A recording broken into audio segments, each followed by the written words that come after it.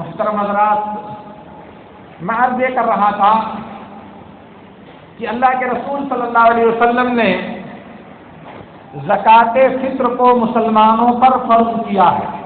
جب اللہ کے رسول نے فرض کیا تو اس کا مطلب یہ فرض ہے، اس میں کوئی تردد اور شبہے کی بات نہیں ہے۔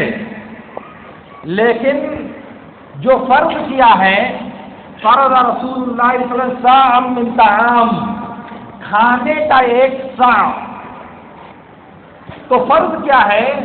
صاع نکالنا فرض ہے۔ اب اگر صاع کو بدل دیا جائے روپے اور پیسے سے، کھانے کا سامان نہ دے کر کے روپیہ دیا جائے تو ہماری صدقہ فطر ادا نہیں ہوگی۔ آپ نے ان الحمد لله نحمده ونستعينه ونستغفره ونعوذ بالله من شرور انفسنا ومن سيئات اعمالنا، من يهده الله فلا مضل له ومن يضلل فلا هادي له، واشهد ان لا اله الا الله وحده لا شريك له، واشهد ان محمدا عبده ورسوله۔ يا أيها الذين آمنوا اتقوا الله حق تقاته ولا تموتن إلا وأنتم مسلمون۔ يا أيها الناس اتقوا ربكم الذي خلقكم من نفس واحدة وخلق منها زوجها وبث منهما رجالا كثيرا ونساء، واتقوا الله الذي تساءلون به والأرحام، إن الله كان عليكم رقيبا۔ يا أيها الذين آمنوا اتقوا الله وقولوا قولا سديدا يصلح لكم أعمالكم ويغفر لكم ذنوبكم، ومن يطع الله ورسوله فقد فاز فوزا عظيما۔ أما بعد، فإن خير الحديث كتاب الله، وخير الهدي هدي محمد صلى الله عليه وسلم، وشر الأمور محدثاتها، وكل محدثة بدعة، وكل بدعة ضلالة، وكل ضلالة في النار۔ معزز حاضرین، صحیح بخاری کی ایک روایت میں ہے، عبداللہ بن عمر رضی اللہ تعالی عنہما کہتے ہیں، فرض رسول اللہ صلی اللہ علیہ وسلم زکاۃ الفطر صاعا من تمر وصاعا من شعير على الحر والعبد والذكر والأنثى والصغير والكبير من المسلمين، وأمر بها أن تودع قبل خروج الناس إلى الصلاة۔ اللہ کے رسول صلی اللہ علیہ وسلم نے زکوٰۃ فطر کو فرض کیا ہے۔ ہر مرد اور عورت، غلام اور آزاد، چھوٹے اور بڑے مسلمانوں پر، اور حکم دیا ہے کہ لوگوں کے نماز کے لیے نکلنے سے پہلے اسے ادا کر دیا جائے۔ اللہ کے نبی صلی اللہ علیہ وسلم کے اس حکم کے مطابق صدقۃ الفطر تمام مسلمانوں پر فرض ہے، چاہے مرد ہو اور چاہے عورت ہو، چاہے آزاد ہو چاہے غلام ہو، چاہے چھوٹا ہو اور چاہے بڑا ہو۔ البتہ یہ زکوٰۃ ان لوگوں کی طرف سے جو مال کے مالک نہیں ہوتے، جیسے بچے ہیں، غلام ہیں، تو ان کی طرف سے زکوٰۃ وہ لوگ ادا کریں گے جو ان کے کفالت اور ان کی پرورش کے ذمہ دار ہیں۔ سنن دارقطنی کی ایک روایت میں ہے، اللہ کے نبی صلی اللہ علیہ وسلم نے فرمایا، ہِیَ لَکُمْ عَلَى مَن یَمُونُکُمْ، یہ زکوٰۃ اس شخص پر فرض ہے جو تمہاری کفالت اور تمہاری پرورش کرتے ہیں۔ تو یہ بات واضح ہو گئی کہ اللہ رب العالمین نے مسلمانوں کے اوپر زکوٰۃ فطر فرض کیا ہے۔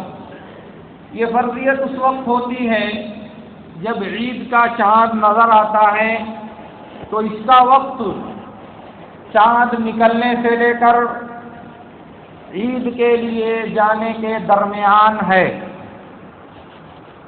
البتہ صحیح بخاری کی ایک حدیث میں ہے، عبداللہ بن عمر رضی اللہ تعالی عنہما کہتے ہیں، کنا نخرج صدقۃ الفطر قبل العید بیوم او یومین، ہم لوگ اللہ کے نبی صلی اللہ علیہ وسلم کے زمانے میں صدقہ فطر عید سے 1 یا 2 دن پہلے نکالتے تھے۔ اس کا مطلب یہ ہوا کہ زکوٰۃ کی فرضیت شروع ہوتی ہے چاند نکلنے کے بعد اور اس کا وقت رہتا ہے عید کے لیے جانے تک، لیکن رخصت ہے کہ عید سے 1 یا 2 دن پہلے صدقہ فطر ادا کیا جا سکتا ہے۔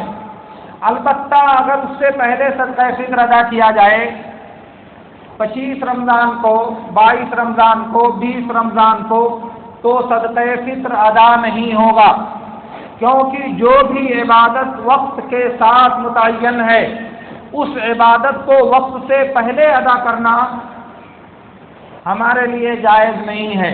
یہی حال صدقۃ الفطر کا ہے۔ صدقۃ الفطر کی فرضیت کا اصل وقت چاند نکلنے کے بعد ہے، اسی وقت وہ فرض ہوتی ہے، اور لوگوں کے لیے عیدگاہ جانے سے پہلے تک اس کا وقت رہتا ہے، اسی بیچ میں آپ کو فقیر کو ادا کرنا ہے۔ لیکن چونکہ شریعت میں رخصت دیا گیا ہے 1 یا 2 دن پہلے دینے کی، اس لیے آپ 27 یا 28 زیادہ سے زیادہ آپ صدقہ فطر ادا کر سکتے ہیں۔ ویسے ہونا چاہیے 28 یا 29 میں، لیکن 27 اس لیے چلتا ہے کہ بعض روایتوں میں 3 دن آتا ہے، تو اگر 29 کا چاند ہوا تو 27 سے ہوگا، اور اگر 30 کا ہوا تو 28 سے ہوگا، اس لیے 28 اور 29 میں صدقہ فطر ادا کرنا یہ نبی صلی اللہ علیہ وسلم کے حکم کے مطابق ہوگا۔ دوسری بات یہ ہے کہ صدقہ فطر کی فرضیت کا مقصد، جیسا کہ ابو داؤد اور حدیث کی دوسری کتابوں میں عبداللہ بن عباس رضی اللہ تعالیٰ عنہما سے بسند صحیح مروی ہے، انہوں نے کہا کہ فرض رسول اللہ صلی اللہ علیہ وسلم زکاة الفطر طہرة للصائم من اللغو والرفث وطعمة للمساکین فمن اداها قبل الصلاة فهي زکاة مقبولة ومن اداها بعد الصلاة فهي صدقة من الصدقات۔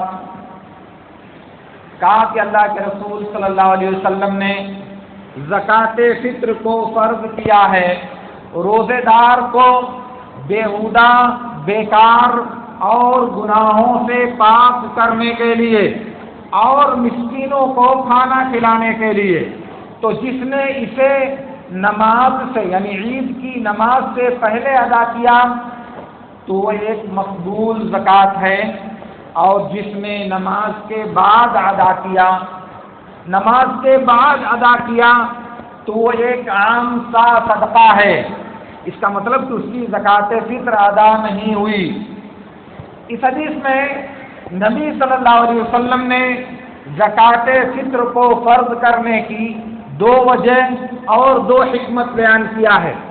ایک بات تو یہ ہے کہ روزے دار سے دوران روزہ جو کمی، جو کوتاہی، جو گناہ اور جو لایعنی کام سرزد ہو گئے تھے ان کا کفارہ اور ان کو مٹانے کا ذریعہ بن جائے۔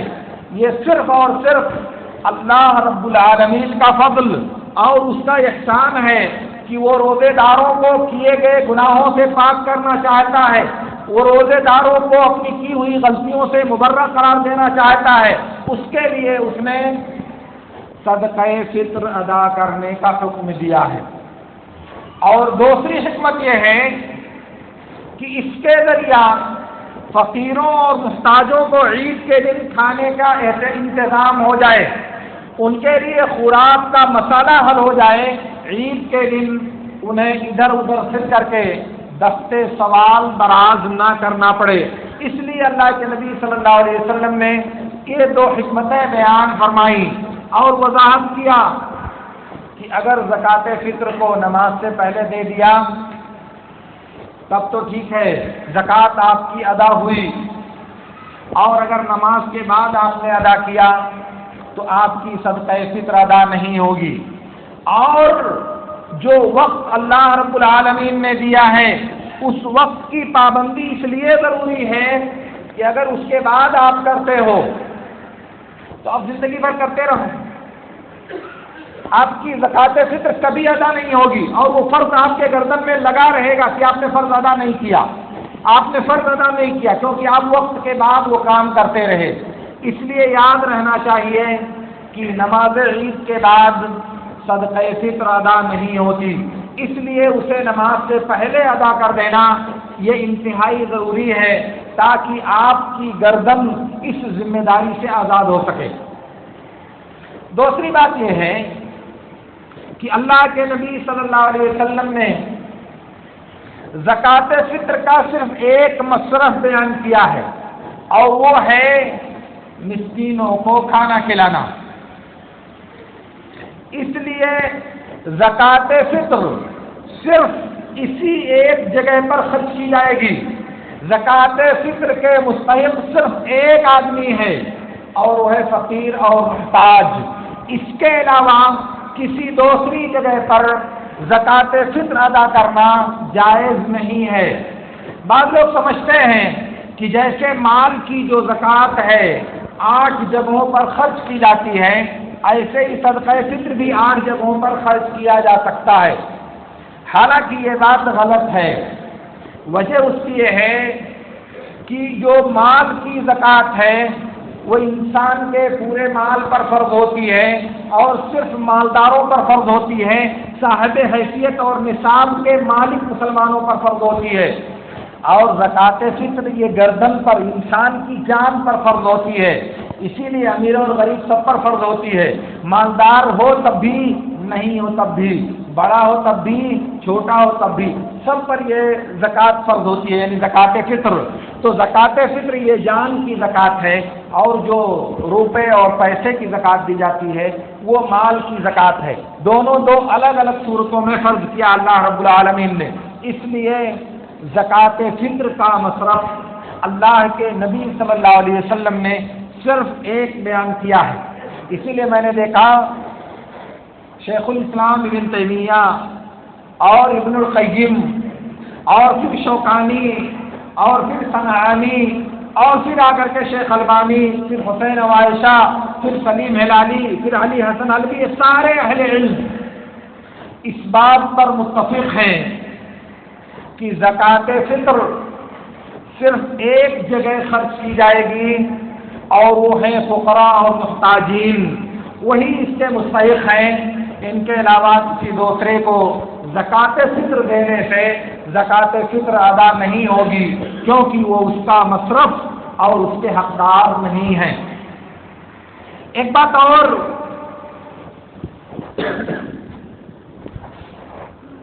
محترم حضرات، میں عرض یہ کر رہا تھا کہ اللہ کے رسول صلی اللہ علیہ وسلم نے زکوٰۃ فطر کو مسلمانوں پر فرض کیا ہے۔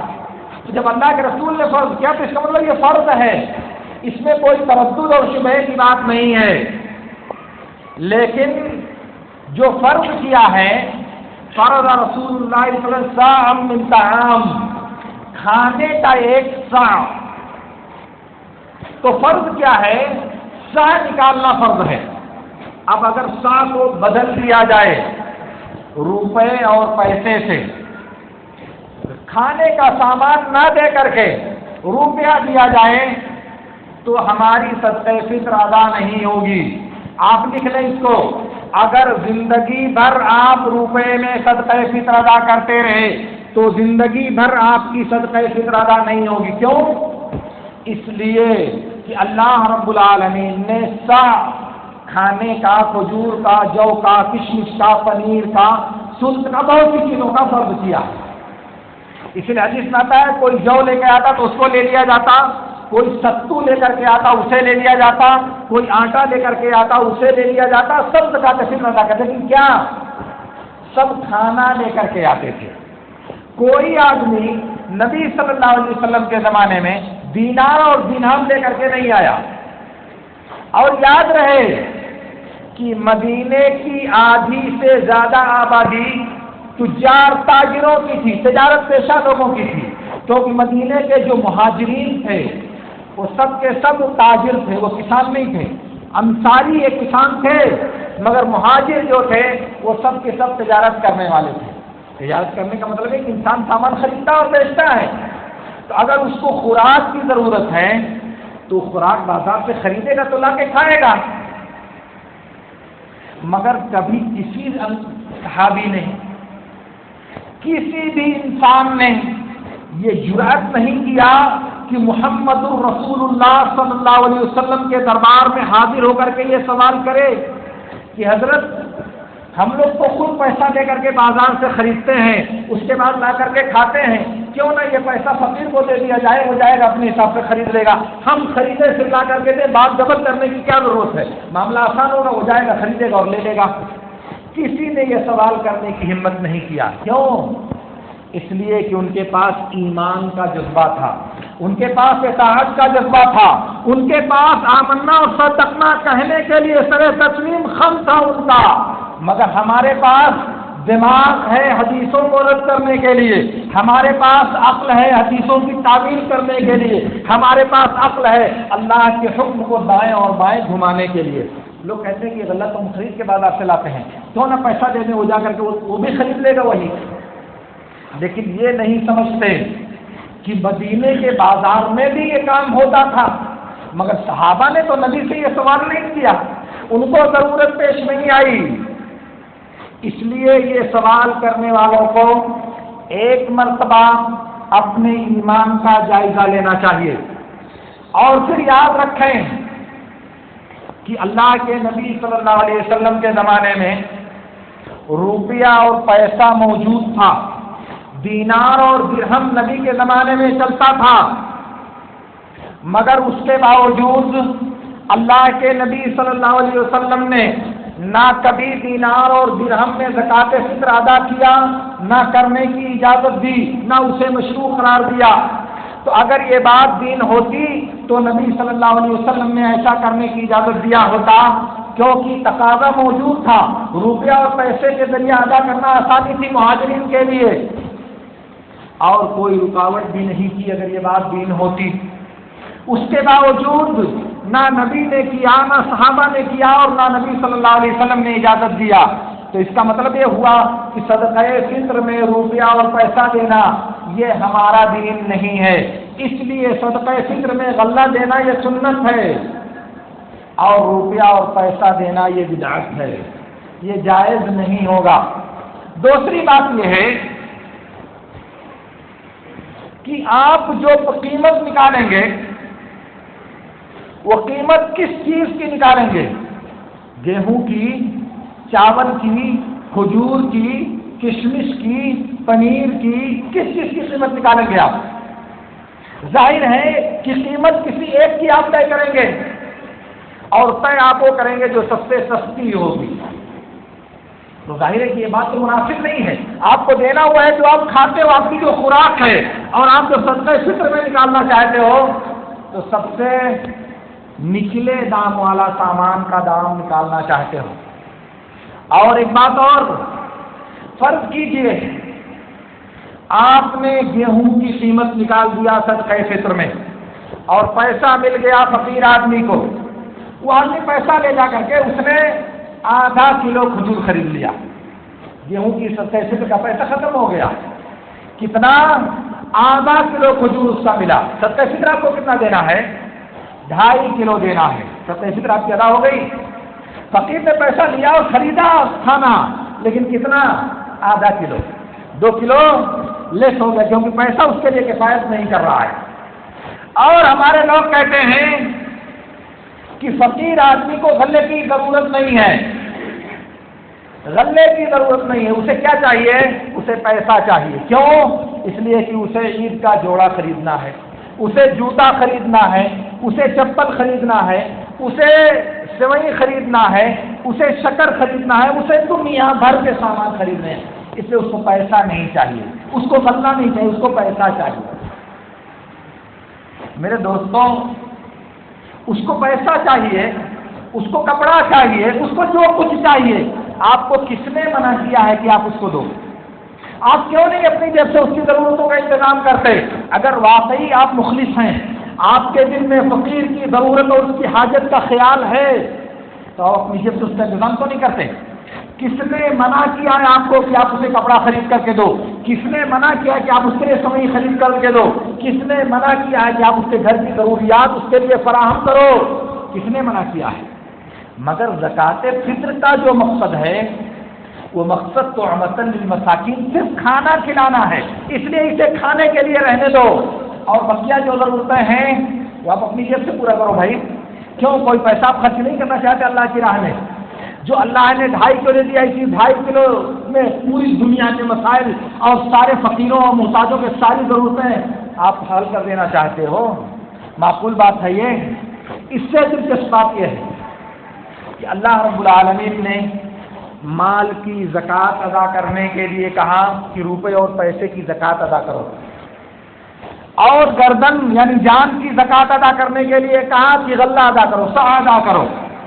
ہمارے لوگوں نے کیا کہا کہ سا غلہ ادا کرنا یا غلے کی ضرورت نہیں ہے فقیر کو، تو اس کو بدل دیا کس سے؟ روپے سے۔ اور وہاں اللہ تعالیٰ نے کہا تھا کہ پیسہ دو، تو کہا کہ پیسے کو فقیر کی ضرورت نہیں ہے، وہ اڑا دے گا، اس لیے اس کو کیا بنایا؟ رمضان کی کٹ بنا دیا، گیہوں چاول اس ساری کا سامان اس کے گھر بھیج دیا۔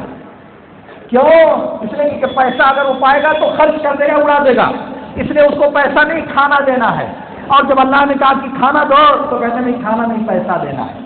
یہ ہے اللہ کے دین کو تبدیل کرنے کی وہ جرأت بیجا جو آج ہمارے معاشرے میں جڑ پکڑ رہی ہے۔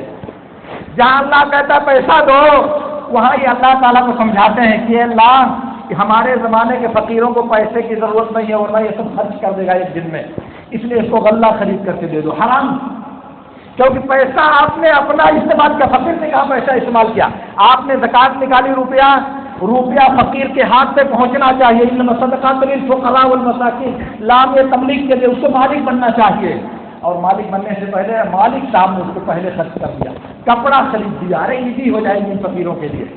اللہ کہتا پیسہ دو، تب یہ کہتے ہیں نہیں ہم کیا دیں گے، عید کی کٹ دیں گے، رمضان کے کپڑے دیں گے، پتہ نہیں کیا کیا دیں گے۔ اور جب اللہ نے کہا کہ نہیں ان کے کھانے کا انتظام کرو، صدقہ فطر غلہ ادا کرو، تو کہتے ہیں نہیں اللہ تعالیٰ نہیں، ان کو غلے کی ضرورت نہیں ہے، ان کو روپے کی ضرورت ہے۔ بتائیے کہ یہ جرأت بیجا اللہ کے حکم کا معارضہ کتنی آسانی سے آپ کرتے ہو۔ اللہ کہہ رہا کھانا دو، آپ کہتے ہیں اللہ نہیں یہ کھانا نہیں، یہ مستحق نہیں ہے، یہ روپے کے مستحق ہیں۔ اللہ کہہ رہا ہے کہ روپیہ دو، زکوٰۃ نکالو، کہتے نہیں یہ اللہ یہ روپیہ اڑا دیں گے، ان کو روپیہ نہیں، کھانا ہم دیں گے۔ یہ ایمان ہے، یہ سر تسلیم خم کرنا اللہ کے حکم کے آگے۔ اور یاد رکھو آپ کی عبادتوں کو قبول کرنے والا وہی اللہ رب العالمین ہے۔ جب اس کے حکم کے مطابق کرو گے تب تو وہ قبول کرے گا، اس کے حکم کو بدل کر کے اس کو سمجھانے کی کوشش کرو گے تو آپ کی عبادت کیسے قبول کرے گا میرے دوستوں؟ وہ کہتا ہے پیسہ دو، کہتے اللہ نہیں پیسہ نہیں ہے، غلہ چاہیے۔ وہ کہتا ہے غلہ دو، کہتے نہیں اللہ ہمارے زمانے کے فقیروں کو غلہ نہیں چاہیے، روپیہ چاہیے، تو اللہ تعالیٰ قبول کرے گا آپ کی عبادتوں کو؟ ذرا سوچیے گا اس بات کو اور غور کیجیے گا۔ بہر اللہ رب العالمین سے مجھے دعا ہے کہ اللہ رب العالمین ہمیں ان باتوں کو سمجھنے اور ان پر عمل کرنے کی توفیق عطا فرمائے۔ وآخر دعوانا ان الحمد للہ رب العالمین۔